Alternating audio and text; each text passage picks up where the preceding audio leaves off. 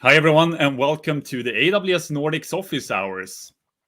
My name is Gunnar Grosch. I am a developer advocate here at AWS, and this is our weekly show where I bring on AWS experts to talk about a specific topic and let you, our viewers, ask your questions and learn something new. So hopefully by the end of this hour, you've learned something new and you've got your chance to ask any questions you might have to my expert. And as always, if you have questions, comments throughout this hour, just post them in the chat and we'll do our best to answer those. And don't worry if we don't answer your questions straight away. We'll try to get to the questions where it seems appropriate throughout the hour. So, as I mentioned, every week I have an expert on, and this week is no different. This week I am joined by Theo Tolv, who is a senior solutions architect here at AWS. And this week we're going to talk about Amazon Athena. So welcome to the show, Theo. Thank you, and thank you for having me. Very excited to be invited. So yeah, I'm a solutions architect based in Stockholm. I've been working with Amazon Athena since more or less it was launched as a customer and now as a solution architect. And if you've ever asked anything about Athena on Stack Overflow, there's a good chance that I've answered your question. I've been trying to help out as much as I can on that site and around Athena questions and Amazon questions, AWS questions in general. Right, I have for sure seen you on Stack Overflow before. So Amazon Athena, Theo, I mentioned to you before, I think it's a service that a lot of people have heard about, but perhaps not that many people have actually used. So I think let's start from the beginning and talk about what Amazon Athena is. Yeah, that makes sense. And Athena is sort of it's it's a serverless query engine, and that's sort of what's that. And it's a useful service in that I think it can help a lot of people in different ways, and that's what we're going to explore today. But it's not immediate, as you say, it's not immediately obvious like how you're supposed to use it. So let's go back to that. Like, what's a serverless query engine? So maybe you've heard of serverless. Like we have that's a buzzword these days, right? So it's something where you don't pay for having infrastructure set up and paying for it every hour. You're paying only for what you use, and the service is sort of just there for you when you need it. And that's really true for Athena. It's more or less a query engine that's available when you need it and doing whatever you need at that point in time. So what's a query engine then? Most of you are probably familiar with databases in some form. Relational databases, some of you might have used data warehousing. So for example, our Amazon Redshift data warehousing solution. And databases and data warehouses and those kinds of services, they help you run queries against data, but they also manage the data for you. So what Athena really is just the query engine part of a database. It runs queries, but it doesn't really manage the data for you. So instead it uses S3 as a backend. So it can query any data that's on S3, and you just help it understand the shape and the schema of your data, and Athena will be able to query it. So it's sort of, in some ways, I'd like to think of it might not help, but as a database, an inside-out database. We have the query engine, we have S3 as the storage. There's another service called Glue Data Catalog that sort of stores the metadata for all of this, and you can access all the pieces and pick and choose and work with each one individually. So it's sort of a database inside out, if you will. So a query engine for data that you store on S3, and what kind of data could that be then? So I'd probably said before any data, and that's of course not really true. There's lots of different data formats and file formats, and Athena, for example, can't query images, but it can query quite a lot of different things. So I'm sure that many of you have CSV files, application log files. You may have JSON data stored on S3 in different forms.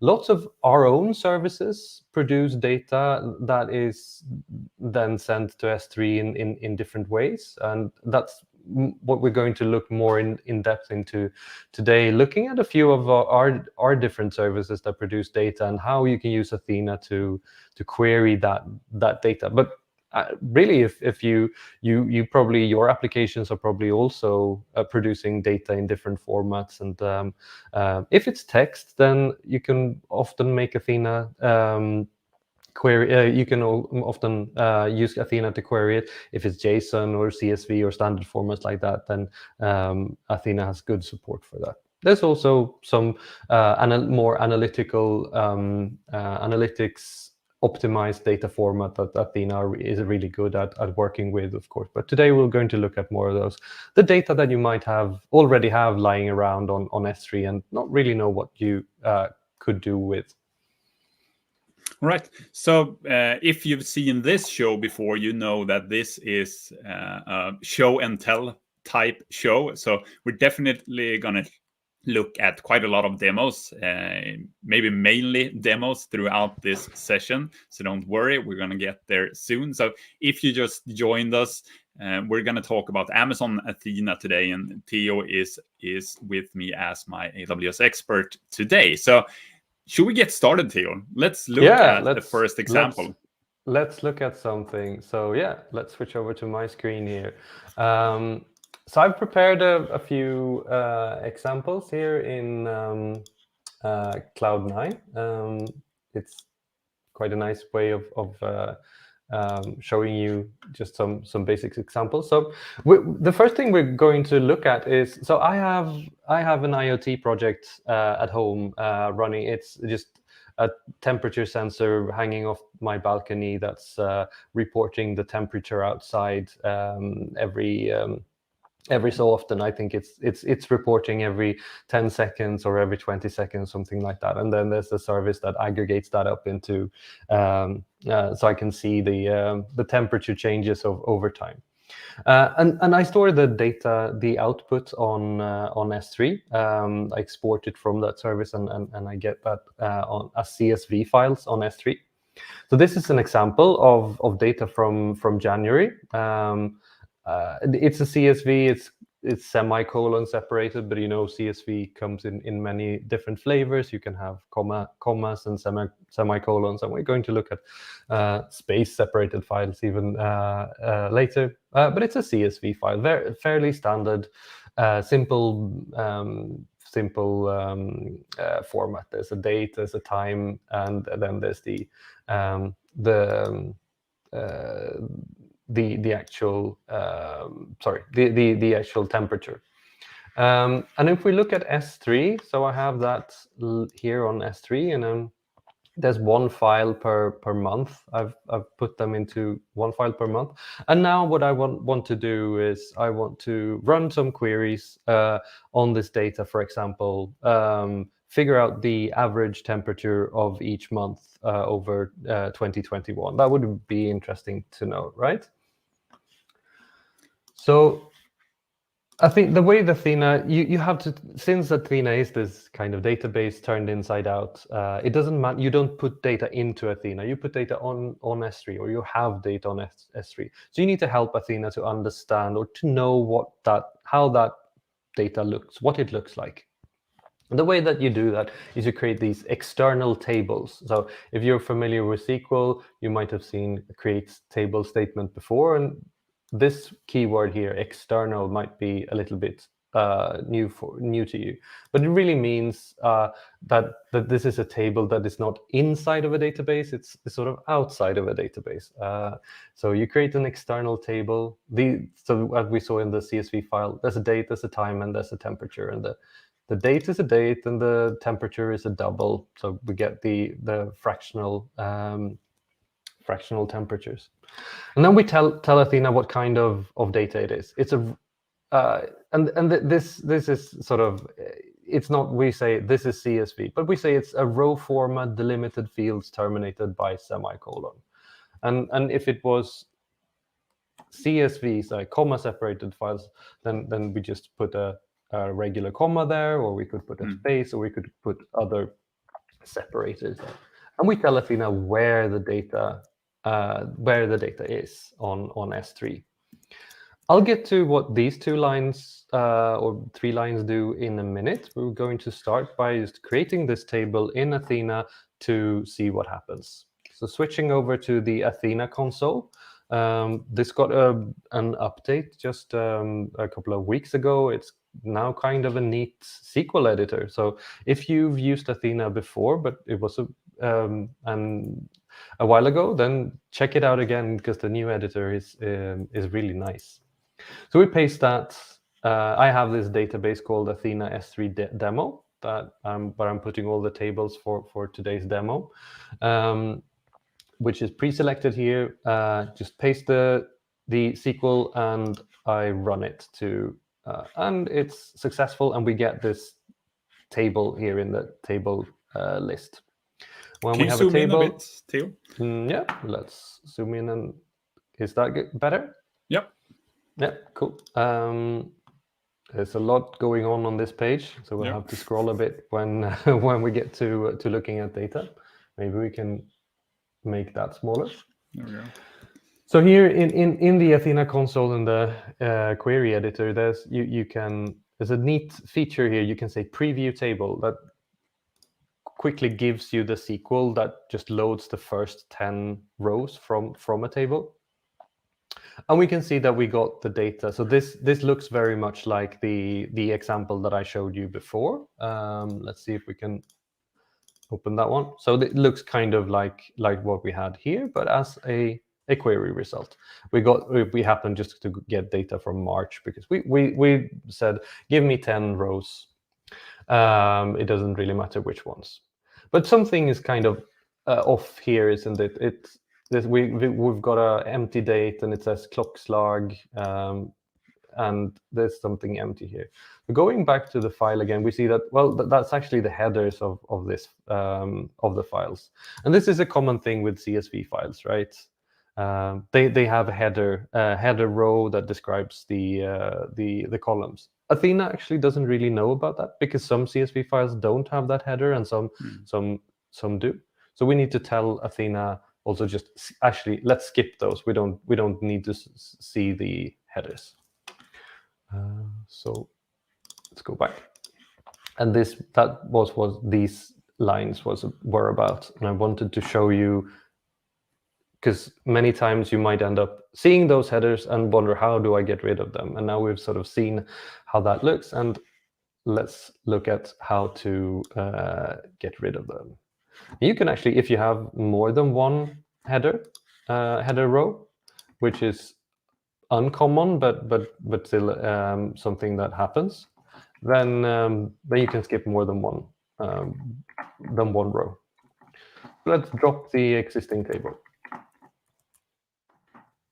And this is also one thing that's sometimes a little bit odd with Athena. So with a regular database, if I did drop a table like this, the data would be gone. But since Athena isn't a database but a query engine, all we're doing when we're creating these tables is that we're telling Athena about it's just metadata about data we have on S3.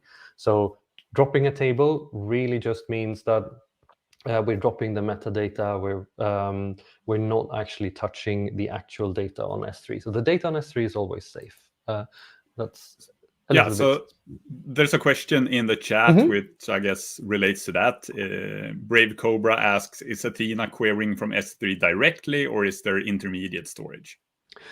It's always querying directly from S3, so no intermediate storage, and all queries go and load the data straight from S3. So that's unlike, for example, QuickSight, business intelligence software, which has this engine called Spice that loads data into an in-memory storage engine to run the queries. But Athena runs it straight from S3.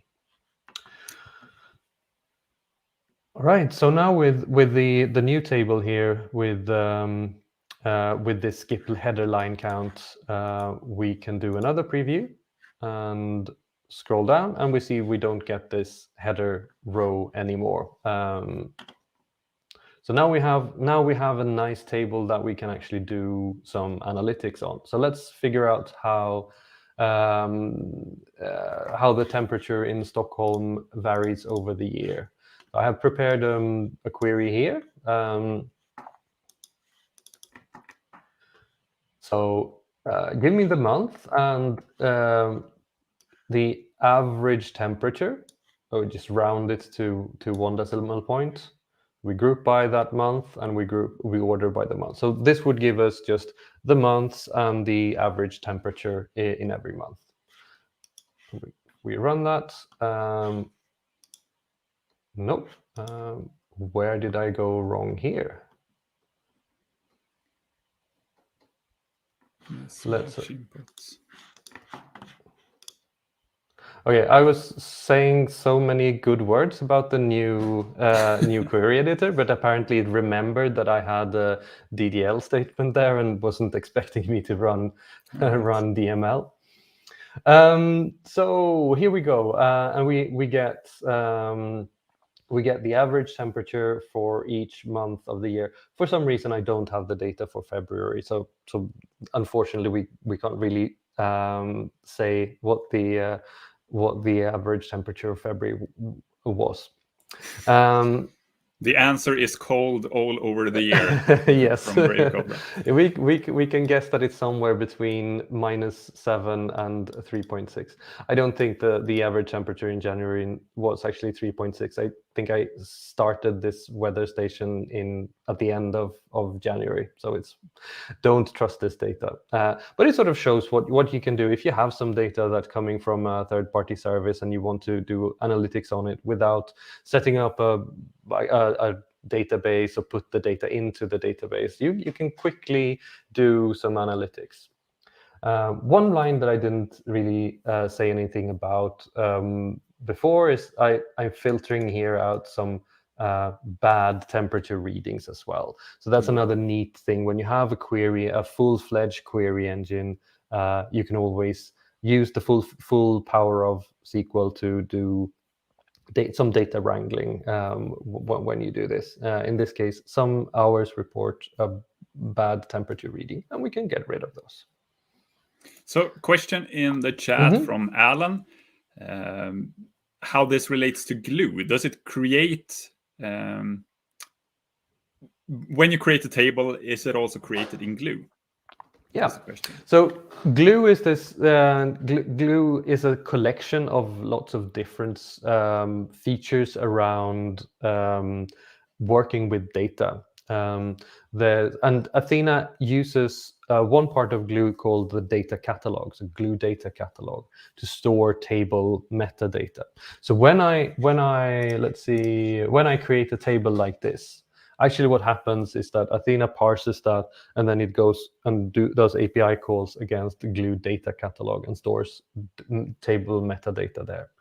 And the neat thing about that, let's not dive too deep into that. That's a good topic for a follow-up stream.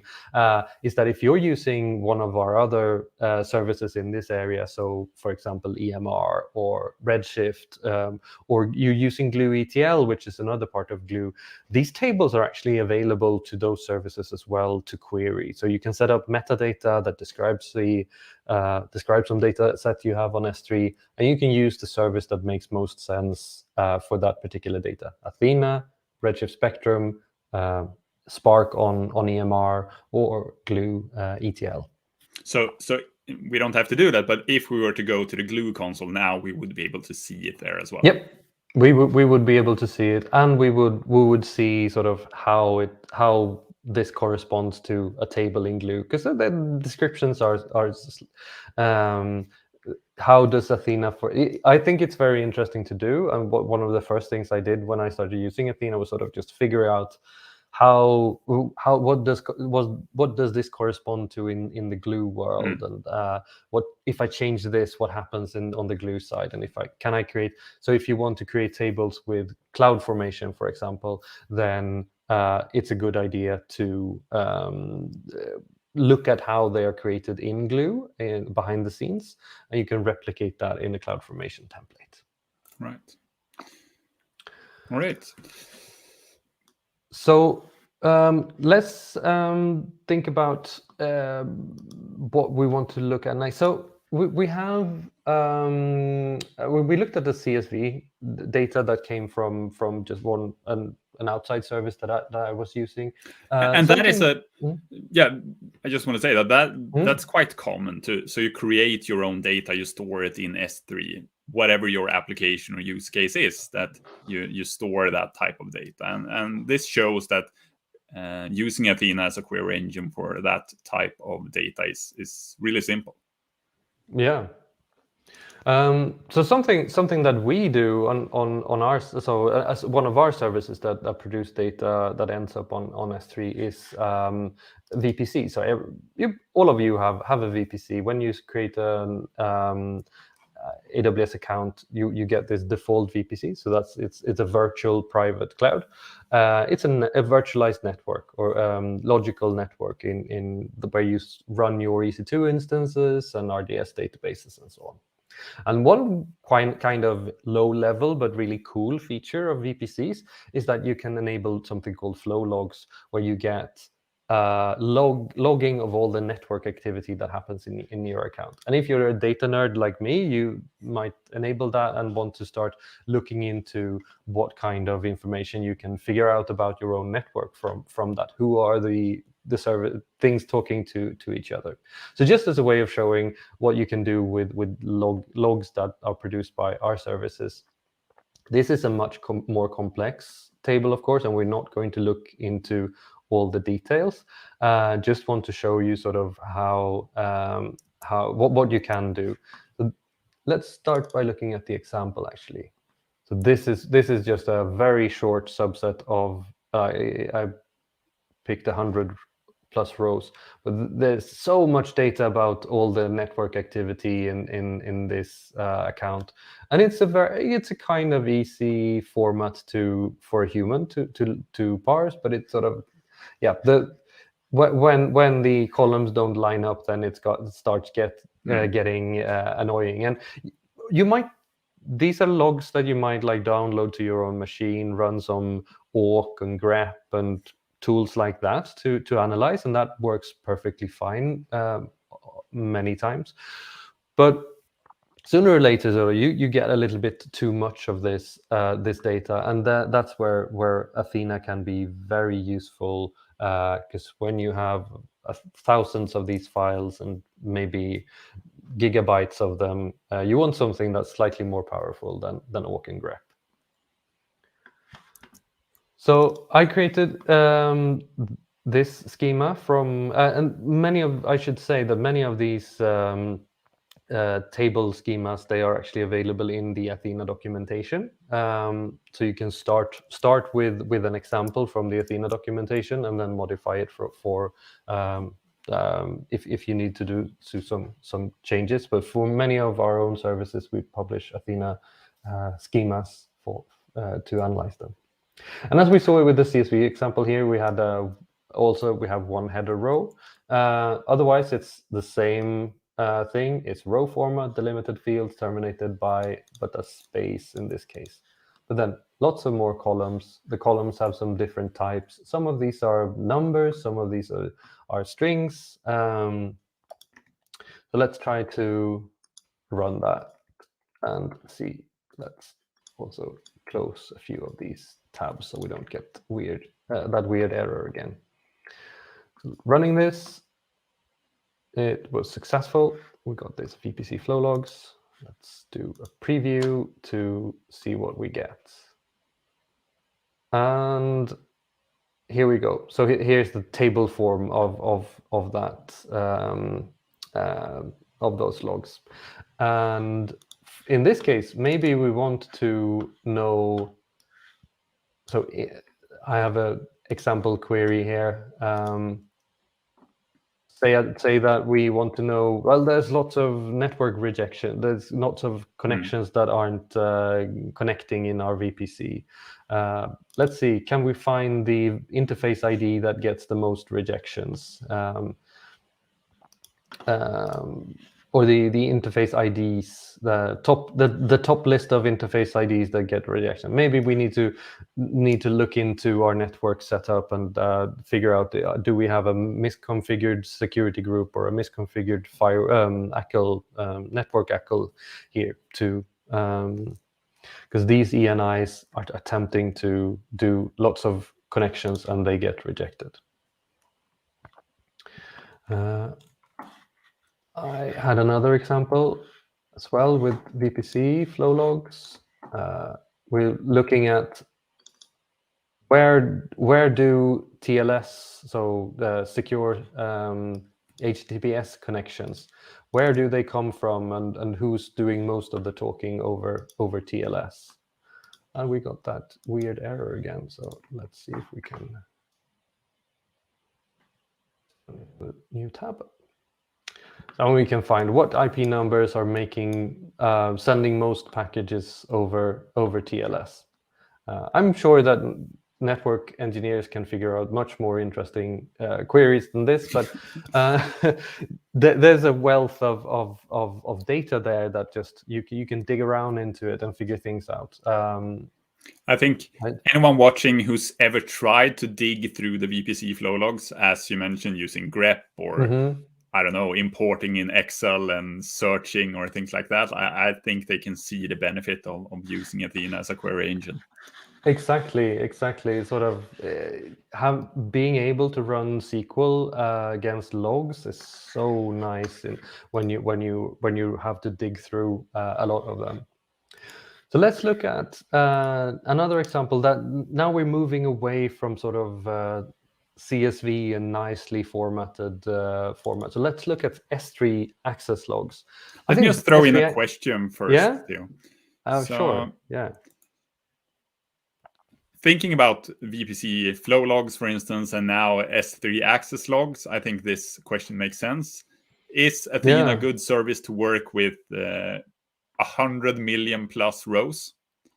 Yes, I would say this is where, so Athena will work quite well with small data sets like the ones I'm demoing today. They're all very small because they're just files that I've gathered to make demos. But Athena is really this distributed compute engine that will gobble through big data sets. So maybe it's a good time just to mention the pricing model of Athena, because that also is good to know in this context. So you're not, Athena being serverless, you're only paying for what you use. There's no, you don't have to create anything, and it doesn't cost by the hour, but it does cost by the bytes scanned. So the data that you load from S3 is what you pay for. If you run a query over 1 gigabyte of data, you're paying for 1 gigabyte of data, and the pricing there is $5 per terabyte scanned. So if you have if you go running your queries over 1 gigabyte of data, then that's 5 thousandths of a dollar, for example. So it scales, the pricing model and the engine sort of scales with your data. Small data sets works well and you pay very little. Large data sets, it still performs well, and you're paying for what you use. So there's, I've seen go ahead. I've seen customers on both ends of that spectrum. Customers working with really big data sets, and customers working with very small data sets, using this to analyze their own application logs and things like that. So there was a question around pricing and input output on S3. Do you pay for the S3 access as well? So you pay for the S3 API calls that happen behind the scenes. So for every file that Athena loads, then you pay for a get object request. You pay for list requests, and then of course the results are actually put on S3 as well. So you pay for that put. So the trick here is, or the thing to think, the way to think about things here is that you probably look, when you run SQL, that what you tend to do is that you run it against all of your data, but you want a small result. You want something, give me the summary of this, or give me the top 10, or give me, so results tend to be quite small, whereas the data sets can be huge, or they can be small, but they can be sort of any size between small and huge, but result sets tend to be small. Athena does well on sort of those all of those scales in between. It's not really made for like select star over a huge data set, but you would have problems with any database if you used it just to stream all the data in it to your client. There are some features, and also good topic for another stream around how to use Athena for data processing to do ETLs, or extract, transform, load, and data processing to take one big data set and produce another cleaner data set. All right. Yeah, so let's look at an S3 logs. So S3, don't know if, who of you know that you can get access logs from your S3 buckets. I think it's a neat feature. You can use that as a very simple way of knowing who accesses your buckets, who downloads what data, and so on. And they look a little bit like this. They look a little bit like web server access logs, actually, with some more information in them. So you can see what operations that happened on what object. In this case, I think we have VPC flow logs being delivered to this bucket. How much data was? Sorry, yeah, that's the operation, and then how much data was loaded, if it was a success or not. So you can use these to find when uploads or downloads fail, to, for example, find if you have someone trying to access data that shouldn't be accessing it, or figure out which files are accessed most, and which files are accessed the least. And this data, then, it's not a CSV. Exactly. Thank you. So thank you for that question. So if we look at it, we see that, well, it's sort of similar to the VPC flow logs that we looked at just earlier. It's got this space separated, but then it's got some kind of weird fields. For example, we get the request here. It says put space and then the key. So this space could be found by the CSV parser, and might think that those are two different fields. We might want those to be two different fields, or we might not want them to be different fields. Well, it can depend. And when you have one of these cases where it's a little bit free form, we have also, let's look at this date here. That it's quoted, but it's quoted with square brackets. So we might want to get rid of those square brackets and just get this piece and not have to worry about the space being here. So for this scenario, you could create a table that was like we did before, to tell Athena, oh, this is CSV, and figure everything out later. But We also have everyone's favorite chainsaw available, regular expressions. When when you don't have enough problems, then go for regular expressions. So we can very easily and quickly describe this logging format using this regular expression. And I promise I haven't written this one. It would probably take me hours to figure this one out, but this one is available from the S3 documentation, I believe. But the cool thing about this, like it might take that there's lots of good regex debuggers that you can use to figure out a regular expression for one of your format. But the cool thing is that when you have that regular expression, you can really pick out any piece of a line and map that into a column. So the options here are perhaps not endless, but at least they are significant. So let's see what happens if we create this table. And I'm just pasting it into the editor here. It wraps the long lines, and you can see just how complex this regular expression is. It's basically saying anything that's not a space and a space, and then anything that's not a space. But here we have the date that was quoted by square brackets, for example. Let's run that. And it completes, and we get this S3 access logs regex and preview. And we have a neat table that we can run queries against, where each field is a column. And so in this case, we wanted to keep the request URI together. You could change the regex to pick out the verb and the HTTP version separately if you wanted to. And we have all of those columns. And you can figure out like, what's the most accessed object and so on. But as I really made a point there of regular expressions are hard to write and they're hard to get right.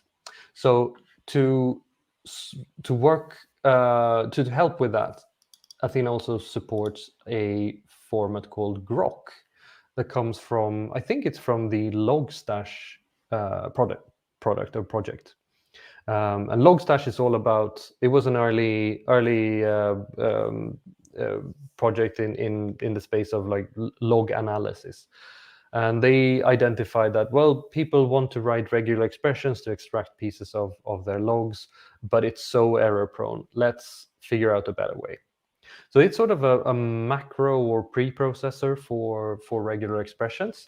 So instead of complex patterns, it has these predefined patterns that you can use, and you can define your own patterns.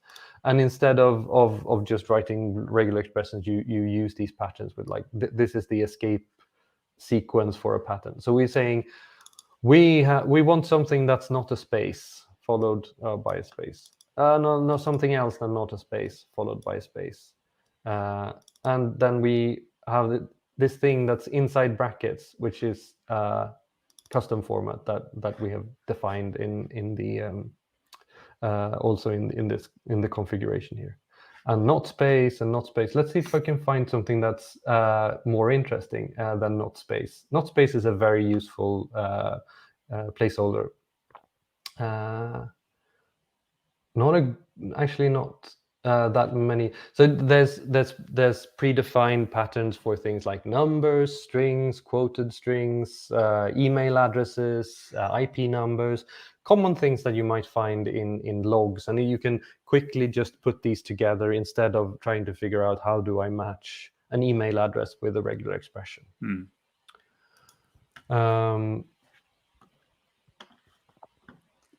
And the way that you tell Athena, by the way, I actually I skipped this over when I showed you the regex table.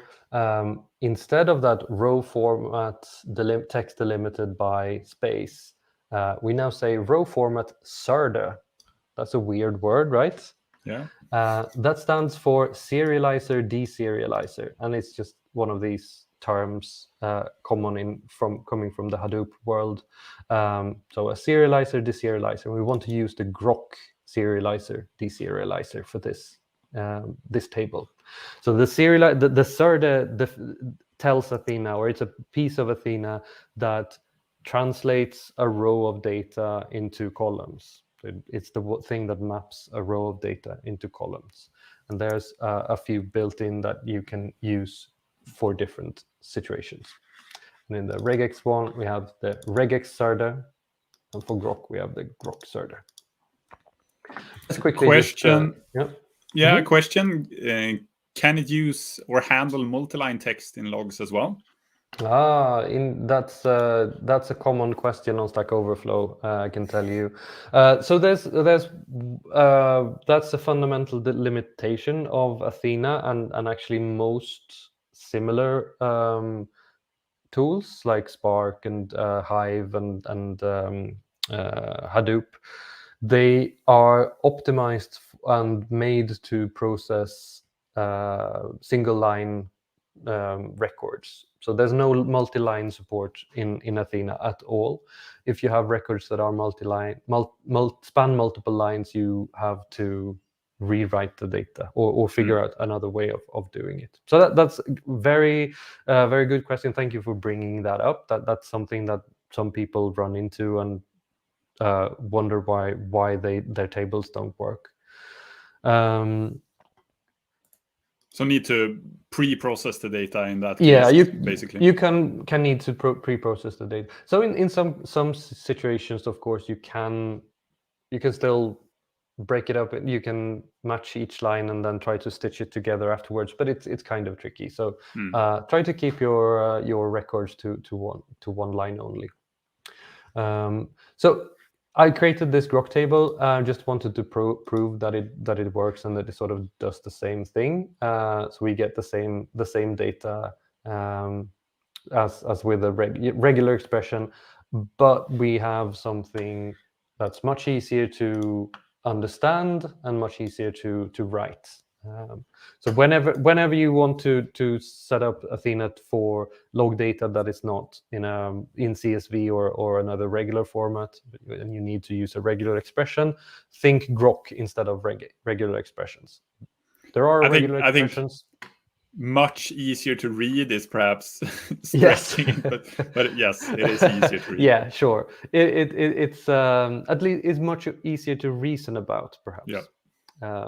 So yeah, look for the Grock server instead of the regular expression server. Cool. Let's jump into an example with JSON instead, because JSON is also a very common data format that where you might have data that's coming from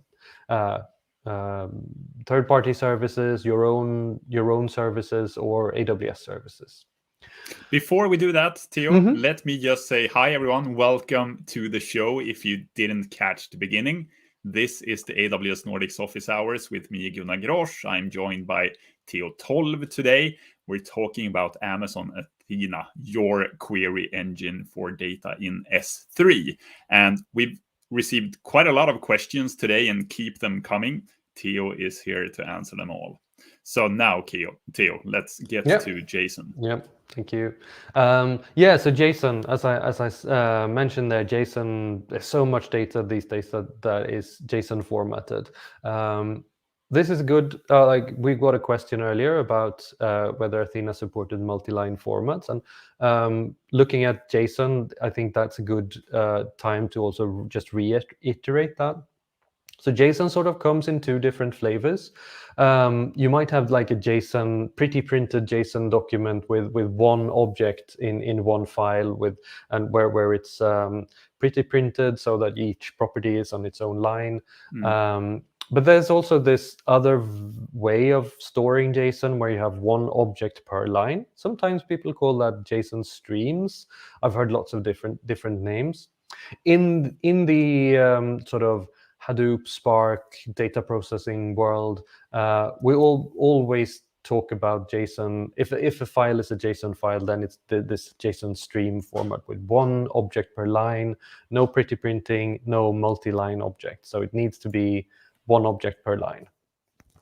And in this case, what I'm showing you here is logs coming from Web Application Firewall. So that's an AWS service that helps you guard your APIs against things like SQL injection attacks and other common vulnerabilities that your applications might have. The WAF, as it's called in short, it logs what it has done. So it logs the who did what and what did. There are rules in WAF that can be triggered, and you get to know which rule was triggered and what happened. Did it block the was the action to block the request, or was it to allow the request, and so on. So quite a lot of data that you can get out of a running web application firewall. And one interesting thing about it is that since this is JSON. So far we've looked at we have looked at CSVs and S3 logs, but they have been flat. So they have been just columns in a file. But one interesting thing with JSON is that it is often hierarchical in some way. There are nested fields. So in the web application firewall logs, we have this rule group list, for example. That's an array of other objects. And I think, which in turn may have arrays of more objects, so multiple levels of nesting. And something that I think makes Athena a little bit special, it's not unique, but it's a little bit special at least, is that it actually can work with nested data and hierarchical data in, for example, JSON files. So you can create a table. So here we have the terminating rule match details property, which is an array of struct. So struct means object in JSON, I guess. So it's an array of objects that have 3 properties here. And one of the properties actually is an array of strings. And we have another property called rule group list that's actually a pretty complex structure. And there are a few of those in these web application firewall logs. So with Athena, we can describe that nested schema, a table with this nested schema. And we tell Athena that it's a JSON by saying it's the JSON serde, and serde was the short for serializer, deserializer. So that's the component that maps row data to columns. And the JSON serde, of course, understands how to map a JSON object then into columns with complex types like this. So let's run that. Create table. And we got the WAF logs table here, and let's preview that one.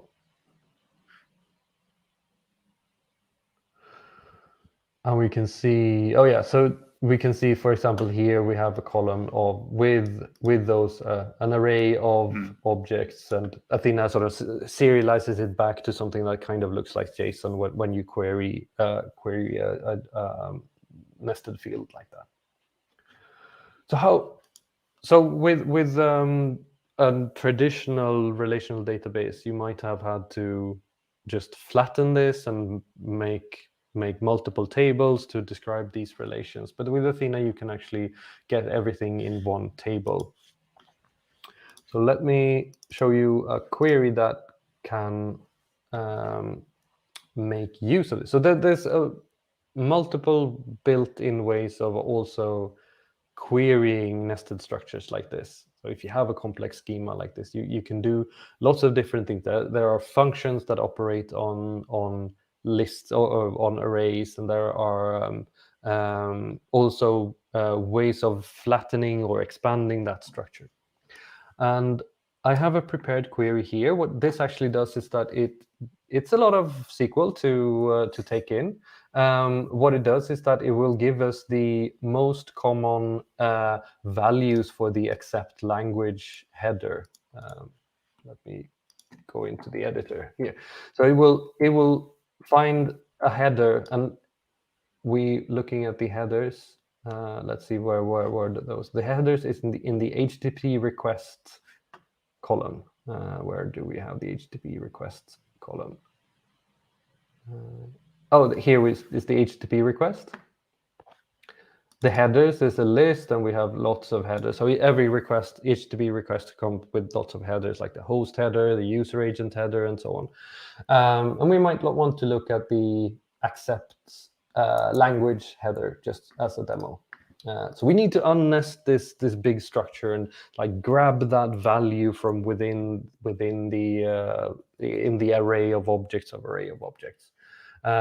And there's the special keyword for that that's called unnest, that sort of grabs into a structure and flattens it out so that we can work with these structures. We have that weird query. I have to make a bug report for that after the stream. It's a feature. It's a feature. Yeah. So with this query, like we could extract quite a small piece of information from that big complex structure and figure out that most requests come with accept language of EN-GB, which is kind of surprising to me. So that's British English and not US English for some reason. Maybe there's a reason for that. I don't know. And also a great topic for another stream, like going into details, like how you can work with complex types and nested data with Athena. It's something that many like this is something you can't really do with awk and grep and tools like that. Working with deeply structured data. Very cool. So, all right. So this was JSON. Is there examples of using XML, for instance? Yeah, so Athena does not support XML out of the box, but you can work with XML, I believe, in Spark, for example. So XML is a slightly more complex situation because it often does not come in this one record per line, but one like record per file package. So Athena doesn't support it, but yeah, there are similar tools that can do the same thing with XML. Well, XML is so last century. It is, isn't it? I am very last century as well. So. My recommendation is perhaps to run it through XML to JSON converter and then use modern tools to work with it. Yeah. So we had a question: is it possible to use that unnest statement to create tables as well, or is it only available when querying the data? Yeah, so we won't have time to go into it today, but I'd love to come on again and talk about how you can use Athena to as a data wrangling tool. But yeah, it's possible to take the results of a query like this. So if we don't aggregate, maybe we still want to limit to 100. So if we just want to flatten out this structure and get all the headers, we can get them as like this. I can remove the filter as well, so we just get all headers, and then you can unload that, or you can create a new table with it, or you can unload it as a new data set with Athena. So here we have all the header values from those. So it takes all the values from all of those arrays and just flattens that out into one. So it's basically a flatten operator in this case. An unnest can be used as a flatten operator or as sort of to solve a few different situations with nested data. Very cool. We're approaching top of the hour, only 5-6 minutes to go. So starting to wrap things up. Get your questions in before the hour is over. Take the time. Now you have the opportunity to ask your questions. I won't go into any more examples. I think that will probably not have time for that. So if you have questions, then this is a great opportunity. Well, I have questions for you, Theo. So, what you've done now is you've done these queries in the console, show examples of how you can query data. But it's quite common to do this programmatically. So you Mhm. use Athena as part of your applications. Can you tell us a bit about how one would do that? Because given Yeah. the sizes of data sets and so on, there's time involved with doing these Yeah. queries as well. Oh yeah. So now, yeah, exactly. Now I've shown you just toy data sets that I've collected to make a good demo, and it's not that that queries tend to run very slowly in Athena, but yeah, they might take a few seconds if you have a multi-gigabyte or hundreds of gigabytes data set, of course. So yeah, there's a JDBC driver, so Java database connectivity. So if you have a Java-based application, then there's a driver for that. That's just a standard JDBC protocol. You can use there's the standard like SDKs for all languages that we have available, where you can work with Athena using the API. And Athena's API is an asynchronous API. So you start a query with one API call, and then you poll Athena to figure out when the query is complete. So you say get query execution, and you get status back. And once the query execution, that's the unit is called, you get a status and some statistics about that, and then you know that you can get the results. So it's a kind of good fit for another service called step functions, where you can describe workflows. And step functions, and I think that there's an integration there. So a step in a step function state machine can be an Athena query. So you can start an Athena query and then wait for the completion, and then run a Lambda function that gets the output as an input, and string together complex workflows that way, for example. It's almost like we pre-prepared this, Theo, because next week we're actually talking about AWS step functions, but this wasn't prepared, folks. This is just live. It's just step functions is such a great service, so it has to be mentioned. Yeah. All right. So this is probably the last question, and it's a big one, but let's try to make a quick answer. Any tips and tricks regarding partitioning? How should we partition our data?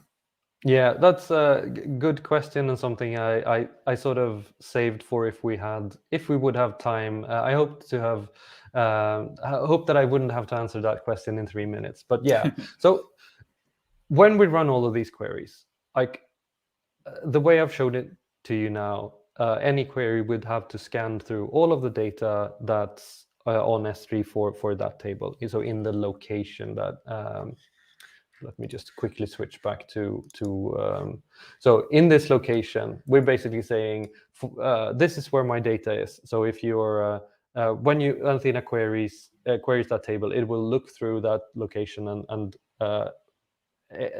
load all the data in that location to process for the query.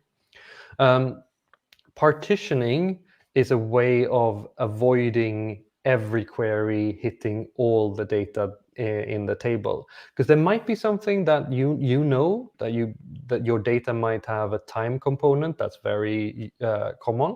So for example, this data has a timestamp, so we know it sort of grows over time. There's new data coming in every day, so we might want to partition this data on day, for example. And what that really means is that we put data that belongs to today into one prefix, so one directory, and then yesterday's data gets put into, like, you just put the data for today into a directory named from that today's date. And then you can tell Athena, that my data is partitioned by date. So when I ask for data on this date, you know how to go into that directory that matches that date.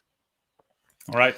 So that's a quick one. Yeah. That was a very quick one, but based on the questions we received, based on the questions we received, Theo, feels like we need to have a follow-up session on Athena and querying data. Data partitioning, we could look into that for sure. It's also a common topic on Stack Overflow. All right. So with that, thank you very much, Theo, for joining us today. And thanks everyone for watching. And thanks for all of your questions. This has been great. So thanks for watching. And I hope to see you all again next week. Bye-bye. Bye.